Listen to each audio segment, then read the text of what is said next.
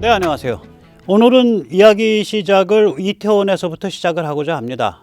제 댓글 중에 야, 이태원 지금 저 큰일 났는데 왜 백문호는 같이 슬퍼하지 않고 추도도 안 하고 뭐 이러냐 그래서 아니 남들이 다 열심히 하시는데 왜 저까지 합니까? 뭐 다른 사람 다른 이야기 하는 사람도 좀 있어야지. 그러고서 제가 치웠는데 사실은 저도 그것 때문에 심란하죠. 똑같죠. 뭐 사람들 마음은 그 뭐 아주 푸릇푸릇한 애들이 그렇게 떼죽음을 당했는데 좋을 리가 있겠습니까?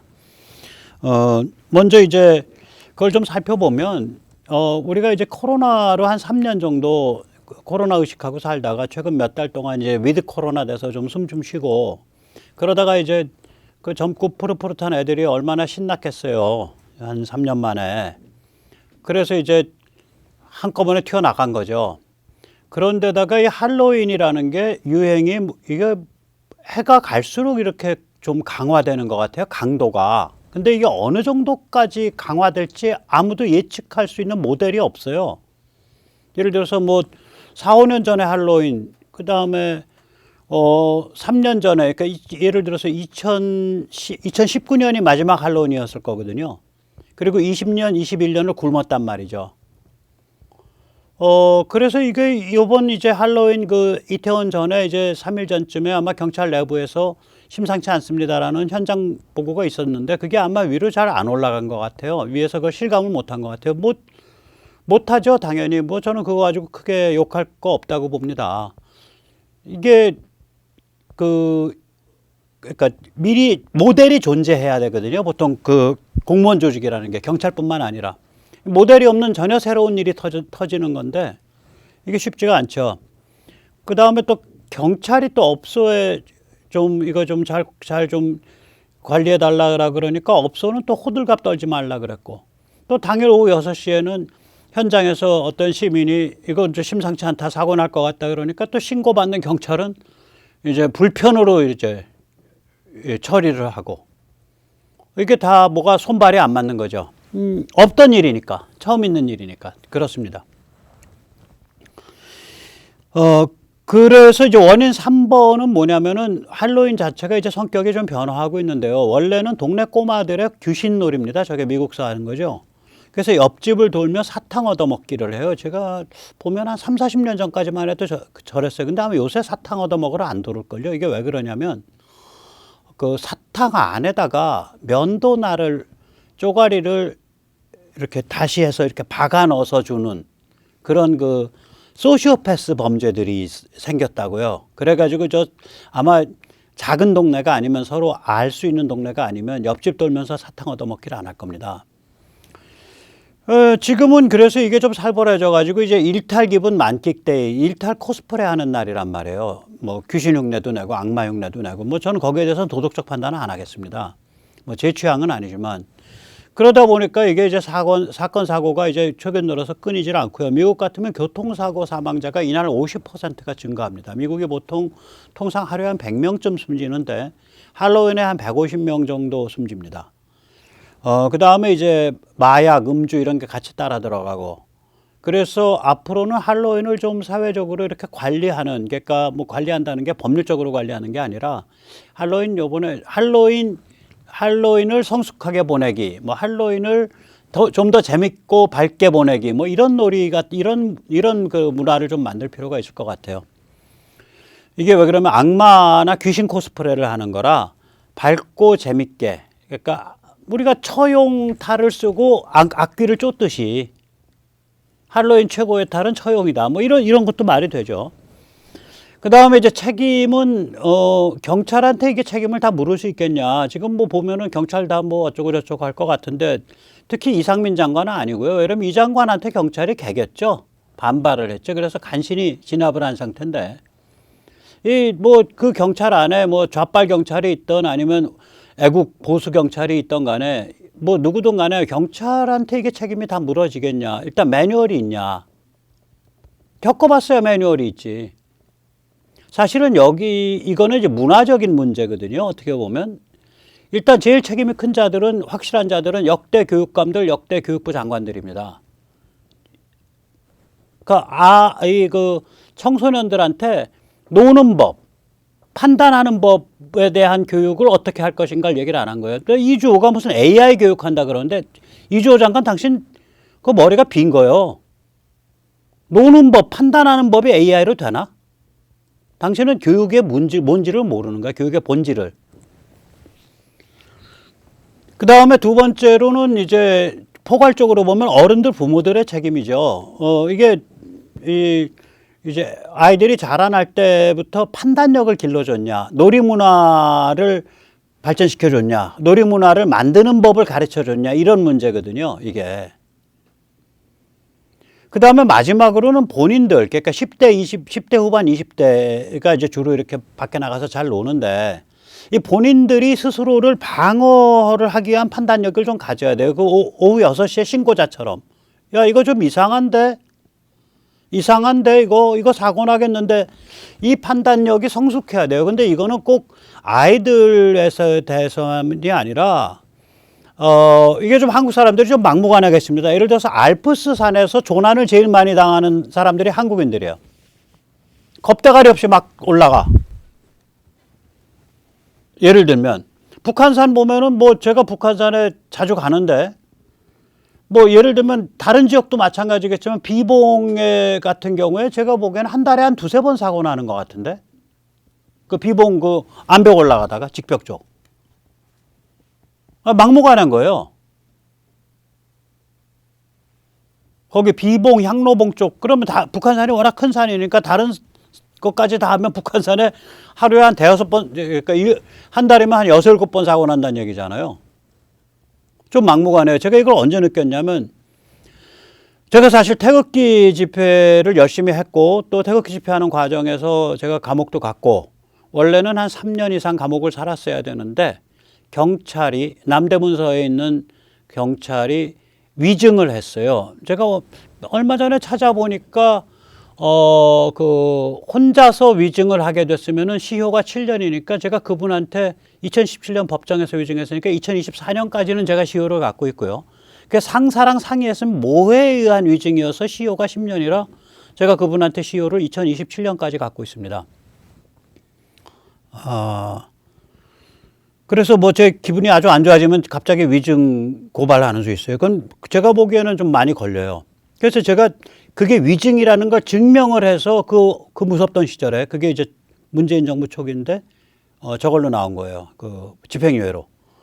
자, 그런데 제가 이제 3월 11일 날 잡혀 들어갔는데 제가 3월 10일 날 그러니까 이 탄핵이 인용되던 날 제가 헌법재판소 건너편 낙원동길에서 2박 3일을 지냈거든요. 그 3월 10일 날 이제 그 인용이 되고 사람들이 헌재로 다 밀려간다 하는데 제가 그때 이제 저희 시위 차량으로서는 2톤 저기 봉고 트럭 갖다 놓고서 1.5톤짜리 봉고 트럭 갖다 놓고 있었는데 경찰이 차벽을 막았단 말이에요.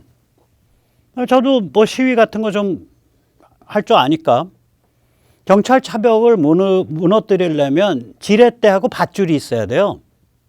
특공대가 있어야 되고. 그러니까 민노총이 경찰 차벽 무너뜨릴 때 그렇게 하잖아요. 지렛대로 흔들어 가지고 무너뜨리고 밧줄로 끌고 이렇게 되잖아. 근데 뭐 이게 태극기만 흔들 줄 아는 연세 드신 70대 분들이 주축인데 거기로 그렇게 꾸역꾸역 몰려가면 요번에 그 얘기 나오잖아. 사람들이 뒤에서 밀면 이게 눌리는 힘이 몇 톤이라고. 쌓이니까. 축적이 되니까. 그래서 제가 그때 이제 그 트럭 위에 올라가서 가지 마세요. 가시면은 압사당해서 죽습니다. 이게 사람 이런 거요. 흔히 영화에 보면 그 복수를 한다고 사람을 잡아가지고 땅을 파고서 여기까지 묻어놓고 그러면 이제 묻힌 사람은 여러 곳에 이제 얘기를 막 하지. 그건 영화고요. 실제로는 무슨 일이냐. 사람이 젖가슴 정도까지 땅에 묻잖아요. 그럼 질식사합니다. 이 호흡을 못해서. 이 정도만 묻어도 질식사예요, 바로. 그러니까 뒤에서 사람이 밀면 맨 앞은 끼어갖고 질식사를 한다고 이게. 그 말을 했는데 이 태극기 들고 가시는 어른들이 이 빨갱이 새끼 너 이제 조용히 해 임마 그러고서 가셔 다. 그리고 같이 시위를 같이 해왔던 동지들한테 내가 야 저기 좀 단상에 올라가서 그 정광용 씨가 주도하던 단상이죠. 탄기국 단상에 올라가서 저기 시위하라고 선동하지 마. 이거 사고나 그랬는데 그 말을 여러 번 부탁했음에도 불구하고 거기에 올라가서 지금 헌재로 갑시다. 헌재로 갑시다 하고 선동을 하고 있어요. 근데 그 다음에 그런 동지들을 내가 동지로 안 봐요. 그때 제가 저 사람들이랑은 같이 큰 일을 못한다. 그게 이제 핵심들인데 3명을 딱 그때 찍었어요. 저랑 가까이 지냈던 3명을. 뭐 더 얘기할 거 없다. 아니 나이 70 되신 분들을 죽음으로 내보내는 자들을 무슨 동지라고 생각하겠냐고. 그 정도 판단력이 없는 자들을. 그러니까 악랄하든지 판단력이 없든지 어느 경우든 동지가 아니죠.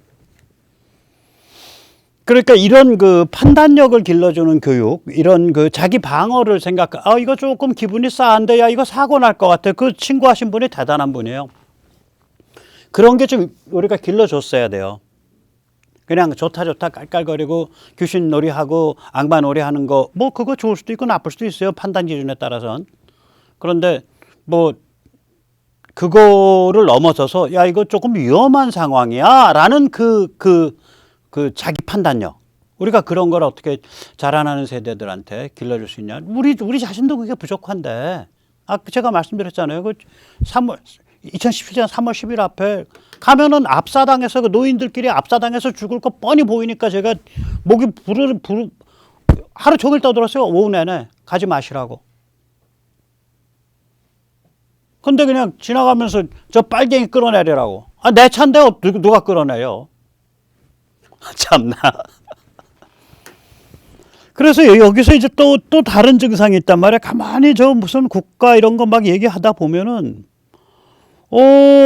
무슨 생각이 드냐. 야, 국가와 사회가 네 인생을 책임지랴. 뭐 경찰이 다 책임져야 되고 국가가 다 책임져야 되고 배상을 해야 된다 그러고. 야, 웃긴 자들이네 이거. 국가와 사회가 모든 것을 완벽하게 배려했어야 된다. 이런 전제를 깔고 있는데 이게 굉장히 위험한 사고방식이에요. 이런 전제를 깔고 있으니까 문재인이가 가서 쓰듯이 세월호 가서 쓰듯이 미안하다, 고맙다 이런 걸 쓰겠지. 뭐가 고마운지 모르겠지만 국가와 사회가 모든 것을 완벽하게 배려해야 한다라는 그런 사고방식을 퍼뜨릴 기회를 줘서 고맙다 그런 건지 뭐 때문에 고맙다 그런 건지 모르겠어요. 그럼 문재인한테 제가 물어봐야 되는데 인터뷰 기회를 안 주네요. 인생을 해결해 주는 그런 국가체제. 내 인생을 책임져. 이거 한 걸음 삐끗하면 전체주의죠. 그래서 이게 경찰을 마치 막 모든 문제, 이 경찰 안에 지금 태반은 좌빨들이에요. 그 경찰 무슨 협의회 뭐 이런 거 만들어가지고 자기 밥통 챙기면서 밥그릇 챙기는 밥그릇과 좌빨의 합작품에 경찰의 절반이 보면 그렇지만 그건 그거고 경찰을 다 때려 죽일 놈들 식의 분위기는 아니다. 왜 그러냐? 이태원 뒷골목에 일탈 코스프레를 하고 있는 군중의 밀도를 관리하는 무한 책임이 경찰한테 있냐 이거지. 전 별로 없다고 봐요. 그건 자기들이 알아서 책임져야 될 요소가 좀 있어요 거기엔. 돌아가신 분들 제가 추모하고 또 가슴 아프게 생각하죠. 푸릇푸릇한 인생들인데 그건 그거고 냉정한 건 냉정한 거고 진실은 진실이고. 그래서 여기에는 이제 이런 문제, 이런 우리 사고방식 이런 게 많이 팽배해 있단 말이죠. 예를 들면은 김진태가 무슨 시진핑급이 됐어. 나 김진태 출세했더라고. 시진핑이 잘못해갖고 중국 경제가 망하듯이 김진태가 잘못해서 한국 건설 경기가 망한 것처럼 얘기를 하는데, 아니 지금 세계 전체가 구조조정을 당하고 있는 이런 살벌한 판에 당연히 취약한 부동산 쪽은 박살나죠. 경기 많이 타는 데인데 거기. 인플레에다가 동시에 불경기가 같이 온 거 아니에요. 불경기만 오고 디플레면은 원가가 떨어지니까 버티는데 원가는 오르고 불경기가 같이 왔으니까 착살나는 거죠 바로. 그 터질 폭약이에요. 어떻게 터지든 터져. 김진태 입장에서는 야 독박을 우리 강원도가 왜 쓰냐 라고 할 수 있는 거고. 그러니까 김진태를 막 시진핑급으로 만들어서 욕을 하는데 저는 오히려 김진태 출세했네 이 사람 그렇게 생각을 합니다. 그 기저에 깔린 건 뭐냐면 시스템이 완벽해야 된다야. 완벽하지 못하면 다 국가 책임이다. 자, 저것들은 저 시진핑 밑에 가서 살면 되겠네 이 생각이 들어요. 사실 요새 그 언론에서 떠들고 이런 사람들 보면 중국으로 이민 가시지 그래. 거기는 국가가 당신 인생을 책임져 줍니다라고 말하잖아. 중국 특색 사회주의. 말로는 가둬놓고 굶기고 맨날 저기 무슨 코로나 저기 격리시켜서 문제지. 그래서 여기에 있는 핵심 이슈가 있습니다. 개인과 공화국, 인간과 문명. 그래서 오늘 말씀을 이제 본격적으로 드리겠는데 먼저 근사한 얘기 하나로 시작하겠습니다. 토인비가 말했습니다. 문명은 살해당해 죽지 않는다. 자살로만 죽는다. 아주 영어로 쓰면 더 멋있어요. Civilizations die from suicide, not by murder. 문명은 살해당해 죽지 않는다. 자살로만 죽는다. 아놀드 토인비, 세계적 역사학자가 쓴 이야기입니다. 저 사람의 뭐 그 역사 뭐 저거는 저는 별론데, 저 말은 멋있어요. 그래서 이제 보면은 이게 이제 개인과 공화국 사이 문제인데 이게 정치가 참 한심하다. 정치가 이렇게 한심한 것이었구나. 이런 생각이 드는 거예요. 그래서 이제 정치의 수준과 정치인의 수준을 개탄을 하다 보면 문득 무슨 생각이 드냐. 야, 나 정치인이라는 건 표를 먹고 사는 짐승 아니야. 죄송합니다, 정치인 여러분. 또 대통령님 죄송합니다. 표를 짐승이라고 불러서 그럼 동물로 바꾸겠습니다. 그것도 기분 나쁘시면 포유류로 바꾸겠습니다. 그럼 조금씩 올라가겠죠. 예. 다시 말하자면 정치인의 수준은 그 표에 의해서 결정되는 거예요. 시민의 수준, 정치 문화에 의해서 결정됩니다. 그중에서도 특히 담론을 만드는 역할을 맡은 지식인과 성직자가 책임이 제일 큽니다. 그렇습니다. 우리 사회가 아까도 말씀드렸지만 김진태가 시진핑급으로 자기 나라 경제 망친 놈으로 매도하는 그런 사회잖아요. 이태원 참사의 책임이 정부에만 있다라고 매도하는 거잖아요. 여기 어린 친구들도 아닌데 10대 후반에 20대 초반 친구들인데 그렇게 막 떠밀려서 좁은 골목에서 가면서 가는 그 상황, 그런 상황을 보고 위기의식을 안 느껴? 그 판단력은 어떻게 된 거지? 우리 사회 전반이 저 세대의 그런 종류의 판단력, 그런 종류의 자기보호 그 지능, 이거를 안 길러주는 사회 아니야? 그럼 학교랑 교육은 어떻게 된 거야? 이렇게 문제가 들어가야 되는데 거기 왜 경찰이 없었습니까? 아니 이태원 골목길 뒷길마다 경찰 다 있어야 되나? 경찰이 한두 명 있어갖고 말 듣나?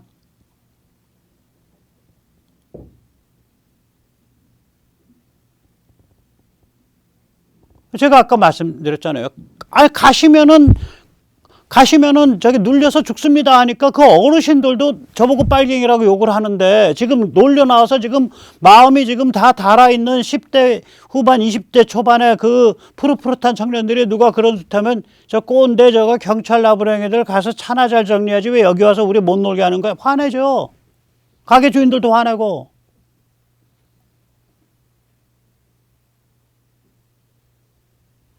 그렇게 이거 보면은 야 정치도 한심하고 정치인도 한심하고 정치 문화도 한심하고 우리도 한심하구나 이런 생각이 드는데 이게 우리나라뿐만이 아니라 지금 전 세계적으로 이래요. 푸틴과 시진핑만 한심한 게 아니라 이 와중에 경제사절단을 이끌고 시진핑을 아련하러 가잖아요. 숄츠가 함부르크 항구 컨테이너 부두를 중국에 최근에 매각을 했고요. 경제사절단 이끌고 시황제 아련 방문을 오늘 내일 중에 합니다. 이번 주 중에 한다 그랬으니까. 거기다 또 돈 자랑을 해요. 우리 독일 정부는 경기 부양을 위해서 경기 부양이라고 안 하고 이제 뭐라 그랬냐. 에너지 비용 때문에 고통받는 시민들을 위해서 저희가 2천억 유로를 지출하겠습니다. 이게 경기 부양이죠. 그러니까 다른 유럽 국가들이 야 너희 돈 자랑하냐. 여러분 유로는 공통화폐니까 독일에서 유로를 풀으면 그게 딴 데도 이중으로 번지거든요. 하나는 같은 유로니까 딴 데도 결국 돈 푼 효과가 나오고 두 번째 효과는 뭐냐. 딴 국민들도 야 독일은 2천억 유로 풀었는데 너는 안 풀어. 너 무능한 정부 아니야. 이렇게 되잖아요. 그래서 다른 나라들은 야 그거 왜 너희 혼자만 이상한 짓 하는 거야 하고서 지금 파짝파짝 뛰고 있는 거죠. 그러니까 저는 독일 정치인들한테 하고 싶은 말이 있어요. 러시아 섬기다가 전쟁 난 것으로 부족해서 이젠 중국 섬겨서 세상 빠갈래? 숄츠 씨 그러고 싶은 거야 지금 당신? 미스터 숄츠. 러시아 섬기다가 전쟁 난 걸로 부족해서 이젠 중국 섬겨서 세상 빠개고 싶어? 저는 요새 이렇게 예를 들면 어디 길거리 가다가 이렇게 독일 말 들으면은 짜증이 나버려요. 그전에는 제가 독일 말 참 좋아했거든요. 독일 말이요. 제가 영어를 좀 하지 않습니까? 가만히 있다 보면 들려요. 자기들끼리 말하는데 마헨지 미 아이네 타세 카페 그러면 갑자기 어느 순간에 저 영어로 Would you make me a cup of coffee? 마헨 그러면은 make니까. 근데 would라는 그 모달 동사가 없으니까 그걸 이제 조동사라 그러는데 그것은 어감 동사, 어감 조동사예요. 모달이라는 거 어감 나타내는 거거든요. 요새는 조동사, auxiliary verb라는 용어를 안 씁니다. 영문법에서. 모달 조동사가 없으니까 machen, sie는 you니까 mir는 to me 그거니까 make you to me eine Tassen cup 카페, 커피. 그러니까 저거 would you make me a cup of coffee 그 소리겠구나 하고 들린다고요. 저 참 독일 말이 듣고 있으면은 이렇게 구수한 데가 있었어요. 그래서 독일 말 저 이렇게 귀에 들리는 걸 좋아했었는데 요새는 독일 말만 딱 들리면은 길거리 가다가 저희 개땡땡들 저거 지나가서 처백했지 여기는 왜 왔어? 와서 돈 써주시니까 감사한데 그 막 짜증이 나. 참나. 이 와중에 또 마크롱은요. 프랑스는 또 이게 또